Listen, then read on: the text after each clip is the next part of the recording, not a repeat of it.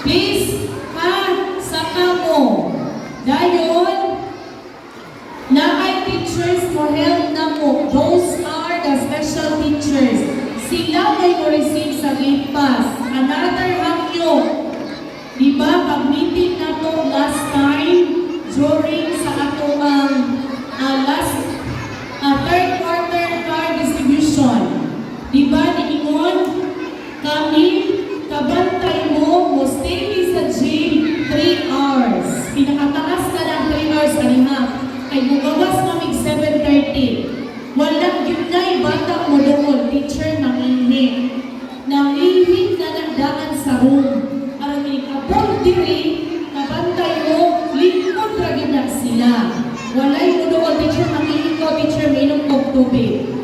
Kaya ako na lang i-practice daan sa room. Nakalagay mo sa lingkuranan, walay magduol-duol para minimon mangihi. Kaya humana na silang pangihi. Bawas lang yun sa sakitan o tiyan. Of course, hinignan na. Bukol sa teacher o sakit ang tiyan, kay basig kalibangon at to sa room. Case to case basis man na. Yamin mo na balas niya no, stricta kay maestra. No, it's part of the routine. Hindi na in-stricta. Part na sa routine.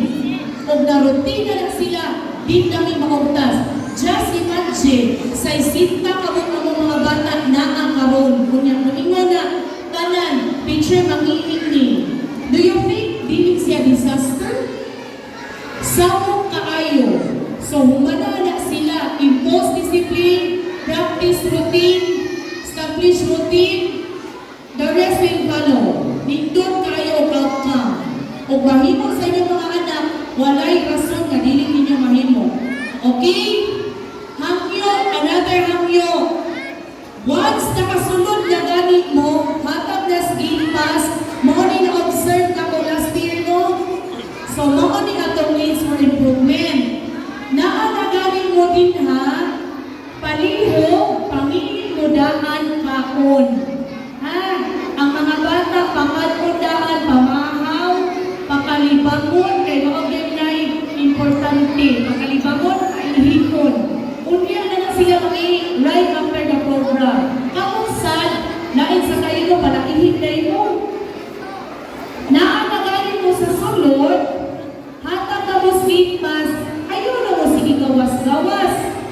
Try to look at yourselves. Naala mo din ha, naakagaling gabaro, ang storya ko. Kamu din na, nabili